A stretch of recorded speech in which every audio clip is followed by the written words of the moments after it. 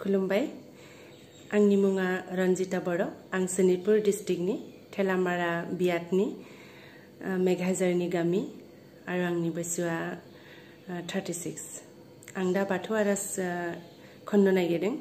आरजआ जाबाय सिजौ बरायनायनि आरज जों सिबिगोन बाथौ धोरोम बाथौ धोरोम बाथौ धोरोम जों सिबिगोन बाथौ धोरोम बाथौ धोरोम बाथौ धोरोम जों सिबिगोन बाथौ धोरोम बाथौ धोरोम बाथौ धोरोम जों सिबिगोन बाथौ धोरोम बाथौ धोरोम बाथौ धोरोम खाम जथानि गाबनाय देंखोजों सिफुं सेरजानि रिंनाय देंखोजों सिबिगोन जों सिबिगोन सिबिगोन सानजा खर'नि बाथौसालियाव बोराइ बाथौखौ आलो गोजोन सिबिगोन जों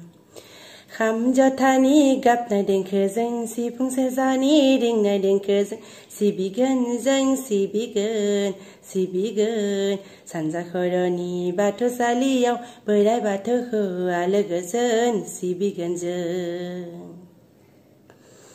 जों सिबिगोन बाथौ धोरोम बाथौ धोरोम बाथौ धोरोम जों सिबिगोन बाथौ धोरोम बाथौ धोरोम बाथौ धोरोम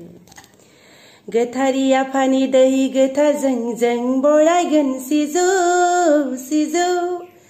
गोथारि आफानि दै गोथारजों जों बरायगोन सिजौ सिजौ आसार गोनां मोन्थोर रायसना जों सिबिगोन बोराइ बाथौखौ आलो गोजोन लाखिगोन जों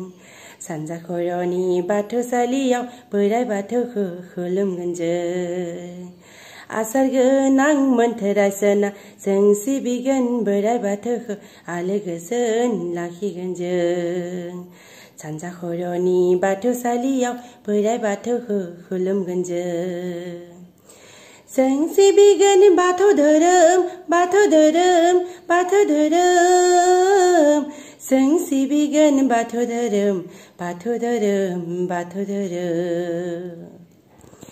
गोथार सिजौ बरायनानै नोंखौ लाना फैदों आफा थाबाय थादि आफा नोङो जोंनि न'खराव सानजा खर'नि बाथौसालियाव गोथार सिजौ बरायनानै नोंखौ लाना फैदों आफा थाबाय थादि आफा नोङो जोंनि न'खराव सानजा खर'नि बाथौसालियाव जों सिबिगोन बाथौ धोरोम बाथौ धोरोम बाथौ धोरोम जों सिबिगोन बाथौ धोरोम बाथौ धोरोम बाथौ धोरोम